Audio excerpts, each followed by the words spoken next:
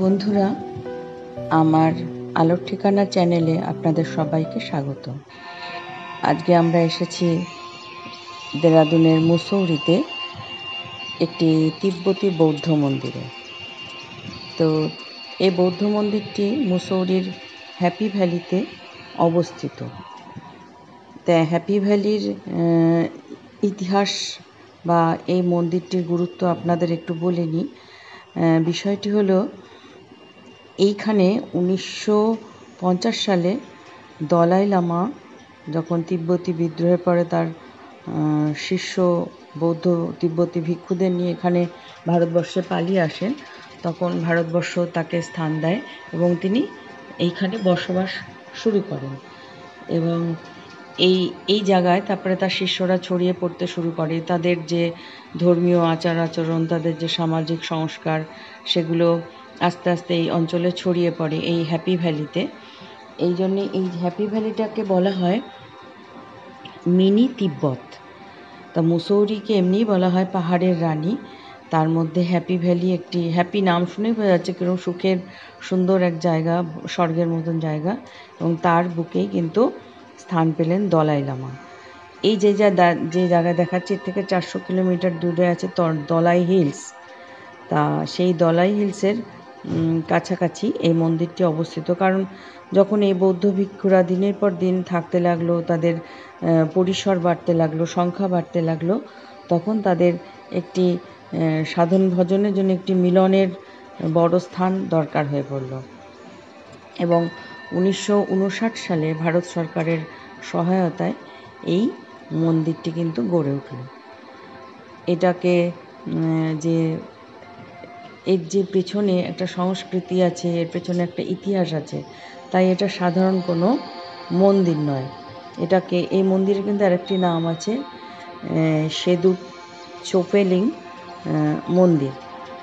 তো এই মন্দিরের পেছনে যেটা আমরা বুঝতে পারছি যে তিব্বত এবং ভারতের একটা মেলবন্ধন ঘটেছে। বৌদ্ধ ধর্ম তো ভারত থেকেই মানে উৎপত্তি। সেই বৌদ্ধ ভিক্ষুকরাই, তিব্বতী বৌদ্ধ ভিক্ষুকরাই আবার ভারতবর্ষে এসেছে, তাদের আমরা আপন করে নিয়েছি। এর মাধ্যমে যে ভারতবর্ষ কোনোদিনও মানে সংকীর্ণতার জালে আবদ্ধ ছিল না, বরাবরই সে সবাইকে গ্রহণ করেছে, আপন করে নিয়েছে। দলাই লামাও তার ব্যতিক্রম নন। এবং দলাই লামাকে এখানে আশ্রয় দেয় এবং সরকারি উদ্যোগে তাকে এখানে এই মন্দিরটি এখানে নির্মাণ করে দেওয়া হয়। দেখছেন যে এই যে এর যে শান্ত সুন্দর পরিবেশ, এবং দেয়ালের গায়ে গায়ে সুন্দর যে বৌদ্ধ যে বাণী, পালি ভাষায়, পালি অক্ষরেও খানিকটা যে বৌদ্ধ বাণী, খুব সুন্দর সুন্দর ছবি এবং মনোরম প্রাকৃতিক পরিবেশের সঙ্গে মিল রেখে যে ছবি এবং এই যে বাণীগুলো লিখিত আছে, এগুলো এখানে এসে পড়লেও বুদ্ধের বাণী আমরা অনেক কিছুই জানতে পারি।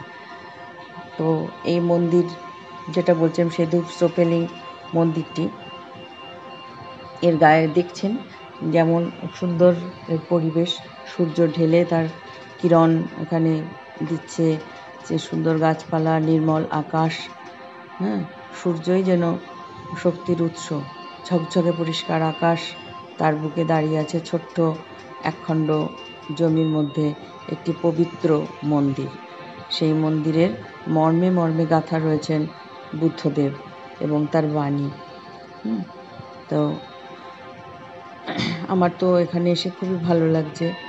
শান্ত নির্মল, এমনিতেই মুসৌরি খুব সুন্দর শান্ত, সেই শান্ত নির্মল পরিবেশে যেন মনে হচ্ছে বুদ্ধ এখানে কোথাও রয়েছেন। মানে কি, এই মন্দিরটির যে স্পিরিচুয়ালিটি বা আধ্যাত্মিকতা, তার যে সংস্কৃতি বা অতীত ইতিহাস, সব কিছু যেন এখানে মিলেমিশে একাকার হয়ে গেছে। এখানে না এসে কথা বলতে ইচ্ছা করবে না, কথা যেন নিজের ভেতরে থেমে যায়, স্তব্ধ হয়ে ভাবতে হয় যে প্রকৃতি, মানুষ, আধ্যাত্মিকতা, ঈশ্বর, সমস্ত কিছু যেন এক হয়ে যায়। যে দেখুন দূরে কি অপূর্ব প্রকৃতি, এখানে এসেই তো ঈশ্বরের কথা মনে হয় যে আমারে তুমি অশেষ করেছ। তিনি আমাদের শুধু ঈশ্বর দিয়েই গেছেন। তো বৌদ্ধ মন্দিরটি দেখছেন কি সুন্দর পরিষ্কার পরিচ্ছন্ন সাজানো, এবং এর যে গঠনের মধ্যে কিন্তু একটি মানে বানানোর মধ্যে একটি তিব্বতী যে গঠন, যে আর্কিটেকচার, তার ব্যাপারটাও কিন্তু এখানে রয়েছে। তো যাই হোক, আর একটা কথা বলে দিই, এখানে কিন্তু প্রবেশের জন্য কোনো রকম এন্ট্রি ফি লাগে না। এন্ট্রি ফি লাগে না, তবে যদি কেউ নিজের মন থেকে এখানে অনুদান দেন বা কিছু দক্ষিণা দেন, সেটা এখানে খুশির সঙ্গে গ্রহণ করা যায়। সকাল থেকে সন্ধে পর্যন্ত খোলা থাকে, দর্শনার্থীরা আসেন, সমস্ত কিছু দেখেন। তবে এখানে সকাল সন্ধে কিন্তু নিয়মিত প্রার্থনা করা হয়, সে তো করা হবেই, স্বাভাবিক। বুদ্ধের যে তাকে যে ডাকা, বুদ্ধের বাণীকে স্মরণ করা, বুদ্ধকে নিজের মধ্যে সমাহিত করা, সেগুলো এখানে হয়ে যায়। তাই এখানে এই গভীর আধ্যাত্মিকতার মধ্যে নিমগ্ন হতে হতে আমি দেখছি প্রকৃতি, আসলে প্রকৃতি আর স্পিরিচুয়ালিটি একই।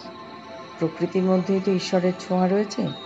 আর যত প্রকৃতিকে নিবিড় করে দেখি, আর তার এই শান্ত সমাধিস্থ রূপের মধ্যে আমরা যেন নতুন করে বুদ্ধকে খুঁজে পাই, ঈশ্বরকে খুঁজে পাই, তার ছোঁয়া খুঁজে পাই। তো এখানেও সেরকম শান্ত নির্মল প্রকৃতির মধ্যে সূর্যের আলোকে আলোকিত একটি, যেন এটাও একটা শক্তিস্থল। এখানে এসে যেন কথা বলতে ইচ্ছা করে না, কথা থেমে যায়। আর এই নীরবতার মধ্যে থেকেই উত্থান ঘটে এক অদ্ভুত শক্তির। নীরবতাও যে এক অপূর্ব শক্তি হতে পারে, সেটা বোধহয় এইরকম স্থানগুলোতে না আসলে বোঝা যায় না। আর আমরা যারা শহরবাসী, অবিরাম চিৎকার চেঁচামেচির মধ্যে থাকি, তাদের বোধহয় এরকম শান্ত নির্জন পরিবেশ স্বর্গের মতোই মনে হয়। তো আমি আপনাদের চারিদিকটা দেখাচ্ছি, খুব সুন্দর। আসলে আমার এখানে যে দেখানো, এর মধ্যে উদ্দেশ্য কোনো ভ্রমণ গাইড করা নয়। আমি যা দেখি, আপনারা তো আমার বন্ধু, সেইগুলো আপনাদের সঙ্গে আমার শেয়ার করতে ভালো লাগে। তারপরে হয়তো এমন কেউ যিনি এখানে কখনো আসতে পারবেন না, তিনি জায়গাটা দেখছেন, তার মাহাত্ম্য উপলব্ধি করছেন, তারপরে যার হয়তো এটা দেখে কারোর আসার ইচ্ছা হলো, কেউ বা এসে দেখে গেছেন, তাদের সবার সঙ্গে যেন একাত্ম হতে পারি। এই ভারতবর্ষের মানে ভাজে ভাজেই রয়েছে এরকম স্থান, সেগুলোকে আমরা দেখি এবং সব ধর্ম বর্ণের মধ্যে একটা একাত্মতা খুঁজে পাই। তো আপনারা দেখছেন কেমন লাগছে, সেটা তো আমাকে জানাবেনই লিখে। আমি তার চারিপাশে, এর যে পাশে একটা মানে খাদ মতন বলবো না, এটা তো বেশ খানিকটা উপরে, এবং নিচের যে প্রকৃতি, এবং দেখছেন টব দিয়ে ফুল দিয়ে খুব সুন্দর করে সাজানো রয়েছে।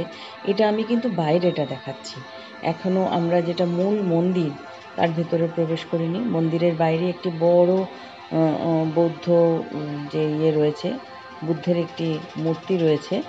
সেই বৌদ্ধ মূর্তিটা একদম প্রাঙ্গণের কেন্দ্রস্থলে রয়েছে। আর আমরা এখনও ভেতরে ঢুকিনি, আমরা খুব তাড়াতাড়ি এখনই চারিপাশটা দেখি, এখনই আমরা মন্দিরে ঢুকব। মন্দিরের সজ্জাটা দেখুন, এটা মন্দিরের প্রবেশদ্বার।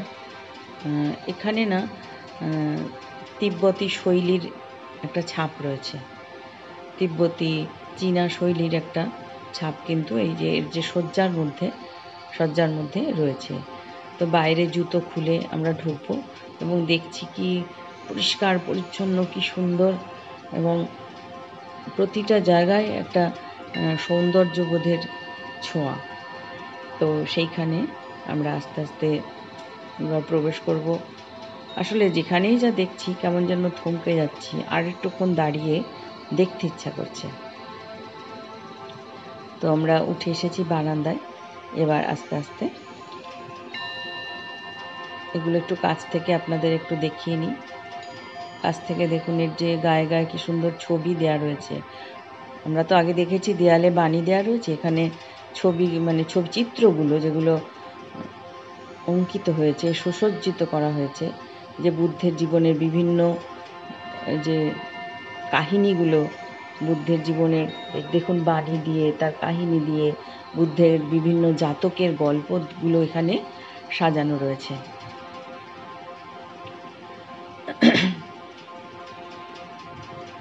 দেখুন কেমন ভাল লাগছে না? রঙের যে মানে বিচিত্র রঙের কারুকার্যে সজ্জিত। এবার আমরা ভেতরে ঢুকছি। মন্দিরের ভেতরটা যেন আরও সুন্দর। এটাই তো তার কেন্দ্রস্থল। চারিদিকে সজ্জিত, চারিদিকটা দেখাতে দেখাতে নিয়ে যাই। আর ভালো কথা আপনাদের বলা হয়নি যে আপনারা কিন্তু মুসৌরিতে এসে লাইব্রেরি বাজার থেকে অটো বা প্রাইভেট গাড়িতে এখানে পৌঁছাতে পারেন। এর কাছাকাছিও বহু থাকার জায়গা আছে, বা মুসৌরি লাইব্রেরি বাজার যেটা কেন্দ্রস্থল, বাস স্ট্যান্ড মতন, সেখান থেকে আসতে খুব একটা আপনাদের সময় লাগবে না। স্থানীয় পরিবহন নিয়ে আসবে। দলাই লামার চিত্র এখানে অনেকে ঢুকে সেলফি তুলছেন, বা এখানকার ছবি, যেমন আমি বয়ে নিয়ে যাচ্ছি এখানকার স্মৃতি, সেরকম সবাই করছেন। কিন্তু কোনো চেঁচামেচি নেই, কোনো আওয়াজ নেই। এইটা সবথেকে বেশি মনোমুগ্ধকর। বুদ্ধের এই মূর্তিগুলো আপনারা দেখুন, ভালো লাগবে। আমার তো খুব ভালো লাগছে। যদি না এসে থাকেন অবশ্যই এখানে আসবেন। মনে থাকে যেন দেরাদুন থেকে মুসৌরি, মুসৌরি থেকে বাস বা অটোয় করে হ্যাপি ভ্যালির মধ্যেই আছে এই মন্দিরটি, তিব্বতী বৌদ্ধ মন্দিরটি।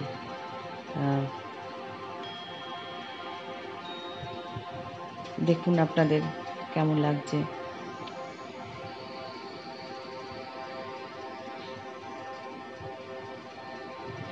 আমার তো বলতে ইচ্ছা করছে, বুদ্ধং শরণং গচ্ছামি, ধম্মং শরণং গচ্ছামি, সংঘং শরণং গচ্ছামি, বুদ্ধং শরণং গচ্ছামি, ধম্মং শরণং গচ্ছামি, সংঘং শরণং গচ্ছামি।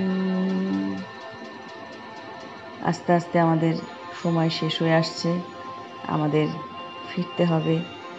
আরও কত কি দেখার বাকি রইল। আপনাদের আবার চারিদিকটা দেখিয়ে আমরা আস্তে আস্তে বিদায় নেব। তো আশা করি আপনাদের ভালোই লেগেছে এই বৌদ্ধ মন্দিরটি। দেখুন দলাই লামা কিন্তু আপনাদের দিকে তাকিয়ে হাসছে, তিনি অপেক্ষায় আছেন আপনারা কবে আসবেন। তো আজকের মতন আসছি। আমার channel like, share and subscribe করতে কিন্তু ভুলবেন না। বিদায়, নমস্কার, টাটা।